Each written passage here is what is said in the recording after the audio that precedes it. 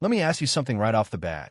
Have you ever stood in your driveway at 2 in the morning, shirtless, holding a blowtorch in one hand and a bag of glitter in the other, while two cops ducked behind their cruiser, thinking you might be summoning Cthulhu? No? Then let me tell you, you haven't truly lived. That night, under the strobe of red and blue lights, I was the main character in a scene nobody asked for. A hero, a menace, a guy just trying to fill the cracks in his concrete before dawn, turned my labor into a sticky, glittery crime scene. Oak Creek Estates, where the houses are so beige they make oatmeal look dangerous, doesn't usually host such late-night performances. But desperate times, as they say, call for industrial-grade resin and tactical goggles. There I was, shorts, safety goggles, t-shirt that said, "I'm not arguing, I'm just explaining why I'm right." And standing opposite me, Oak Creek's finest, Officer Miller and his partner Hernandez, both trying to decide if this was worth the paperwork or if they should just call in a priest. Miller, looking way too tired for this nonsense, barked, "Sir, I need you to extinguish the flame and put down the, what is that, sand?" "It's not sand, officer," I said, channeling every ounce of neighborly patience I had left. "It's ultra-fine, solvent-resistant, galactic unicorn sneeze glitter. And the torch? Necessary. Pops the bubbles in the epoxy. Otherwise, the water gets in, freeze-thaw cycle happens, and boom, the American dream dies right in your driveway." That didn't seem to help. Hernandez, probably rethinking his career, whispered, "Why is the ground pulsing?" I glanced down. He was right. It looked like a radioactive spider had gone wild, weaving a glowing web through every crack. But I saw something else. Victory. Those cracks, once ugly scars, now shimmered in neon green and purple, veins in the concrete shining like the nervous system of some cyberpunk god. I explained, too loudly, probably, that this was photoluminescent pigment. Hernandez looked ready to call for backup. Miller kept his hand near his holster, eyes flicking between me, the torch, and the cosmic artwork beneath my feet. "Sir, just don't advance with the torch. Just popping bubbles," I yelled, then hastily clicked off the flame. Safety first. I'm not a maniac. I'm a homeowner, which, frankly, is a fine line on nights like this. Miller tried to regain control, asking about a neighbor complaint. I didn't need to guess which neighbor. "Brenda?" I said. He didn't answer. He didn't need to. Brenda Vance, president of the HOA, the Grand Inquisitor of lawn length, the woman who once fined me for grass exceeding regulation height by 1/8 of an inch. She was watching right now, face pressed to her bay window, probably dialing 911 with one hand and clutching her bylaw book with the other. Potential arson, satanic ritual involving glowing slime and fire. Miller read off the report. "It's resin," I protested, waving my arms over the masterpiece. "High performance, 2-part epoxy. Not satanic. Kinugi. You ever heard of kintsugi, the Japanese art of repairing broken pottery with gold? You highlight the scars, embrace the flaws, make them beautiful." Hernandez, blinking at the rainbow chaos, said, "You made the scars neon purple." I grinned. I modernized the aesthetic. Miller's flashlight swept over the resin. It was seamless, smooth as glass, incredibly, aggressively loud. "Is this permanent?" Miller asked. "God, I hope so," I said. "It's rated for 10,000 psi. You could drive a tank over this. In the apocalypse, only this and cockroaches will remain." Miller rubbed his temples. "Sir, it's 2 a.m. You're outside with a blowtorch. The cure time is critical," I pleaded. "Humidity rises at dawn. If I don't finish, the glitter clouds up, ruins the holographic finish. I didn't drop $600 on pigment for it to look cheap." The cops were out of their depth. Hernandez touched the resin, then recoiled as if burned. I apologized, lower my voice. "It's the tack phase. You want your fingerprint in the driveway forever, officer? That'd be kind of poetic surveillance state permanent record." He wiped his finger on his pants and muttered, "I'm good." Miller glanced across the street, at Brenda's house, curtains twitching. "Look," he said, "you're not breaking any laws, technically, but you're disturbing the peace. And the visuals alone are startling. Startlingly beautiful." I corrected deadpan. "The officers offered a deal. I could have 10 more minutes to finish. I promised, lied, really, that I just needed 5 to throw down the glitter. As they retreated, Hernandez leaned in. Where'd you get the glow powder? My kid would love it for his skateboard ramp. Amazon, I whispered. Look for strontium illuminate. Not the cheap stuff. They watched from the cruiser as I turned back to my canvas. This wasn't kindergarten glitter. This was holographic, hex-cut, industrial grade. It didn't just sparkle. It shattered light. I tossed it high into the air, a farmer sowing neon seeds. The wind caught it, and for a moment, suspended in the streetlights. It was like a cloud of diamond dust. Then it settled into the resin, the whole thing coming alive. The driveway didn't just glow. It shimmered, sparkled, like I cracked the pavement and let the cosmos ooze out. It was hideous. It was beautiful. It was, without question, the greatest act of malicious compliance in the history of Oak Creek Estates. And it all started because Brenda sent me a letter. 2 weeks earlier, my life was normal.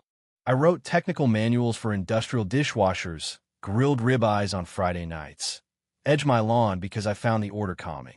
I was in all ways boring. But boredom breeds power trips, and in Oak Creek, that means committees and bylaws and neighbors who patrol for garden gnomes like it's a war crime. Brenda showed up that Saturday, clipboard in hand, ready to wage war over a hairline crack in my driveway. She measured it, declared it unsightly, cited me for structural neglect, and handed me a pink slip, 14 days to remediate or face escalating fines. The thing is, the bylaws never said what color to use, just that it must be sealed and structurally sound. And so began my journey through a rabbit hole of resin, pigments, and the kind of YouTube tutorials that convince you you're 2 clicks away from becoming either an artist or a chemical hazard. What I didn't expect was Earl, the orange apron Home Depot sage, to join my crusade. I was loading up on Epoxy when he appeared, skin like dried tobacco leaf, eyes that had seen every flavor of suburban desperation. That's garage floor epoxy, he warned. Interior use. UV will yellow it. Not if I load it with pigment, I said. Electric violence purple and Chernobyl lime. He stared at me a long, heavy moment. You having a breakdown, son? I was in a way.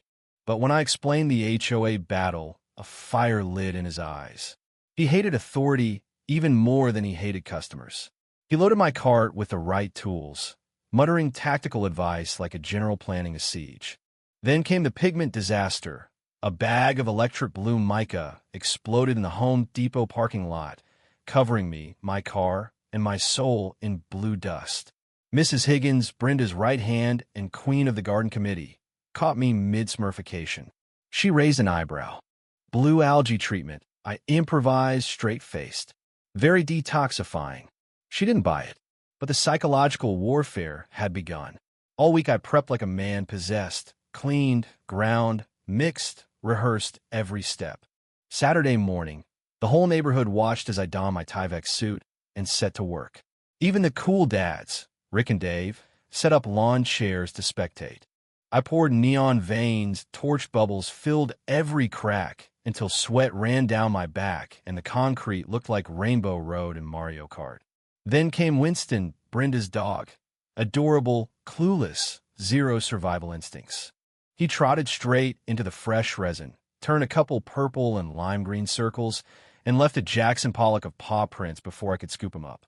Brenda arrived in full meltdown, shrieking about environmental crimes and canine assault, threatening to call the EPA, the police, and my mother in that order. I immortalized Winston's tracks with gold resin. Added character, I told her. Kintsugi. When the job was finally done and the sun hit that glittering resin, it was magnificent, a radioactive, mesmerizing galaxy visible from space. The police came again. They left again. But the real showdown was coming. Monday morning, the white van of Tony's Concrete and Paving Solutions rolled up.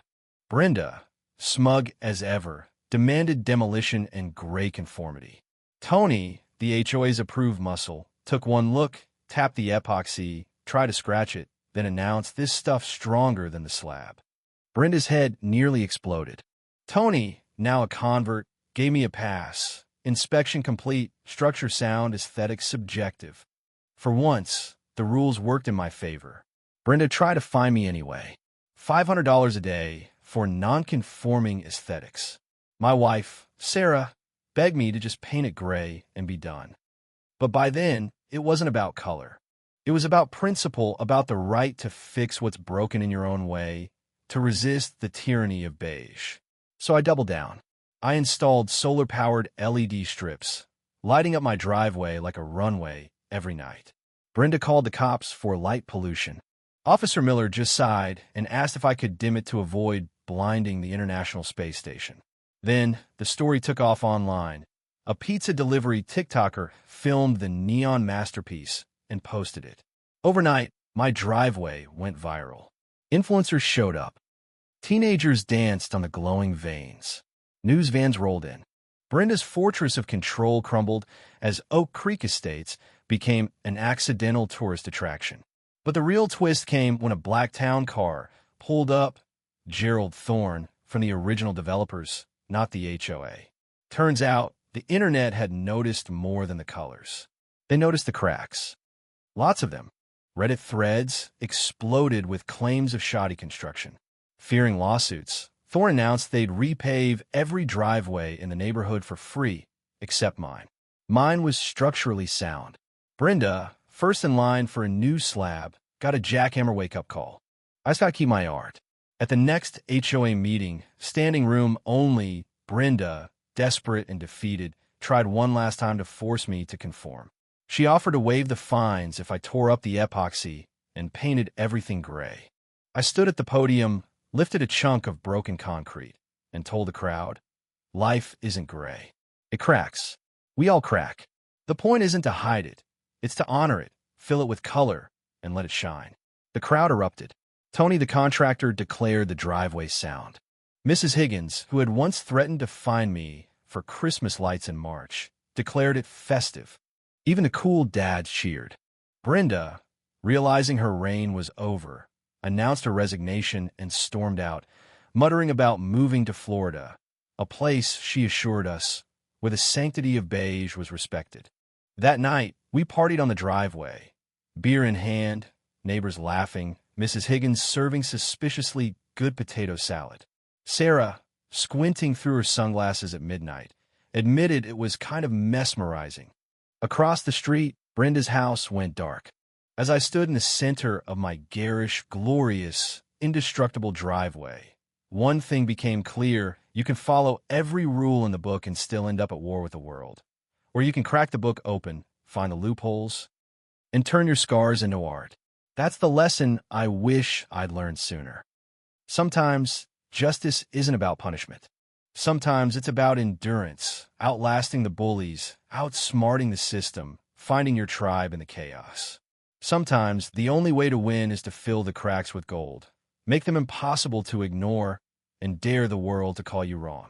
So, let me ask you, where do you draw the line between order and oppression, between community and conformity? Who gets to decide what's beautiful, what's broken, what's worth fighting for? Drop your thoughts below. Tell me about your own battles with bureaucracy, your moments of glorious rebellion, or just whether you dare to turn your driveway into a disco inferno for the sake of principle. Let's see who else is tired of living life in beige.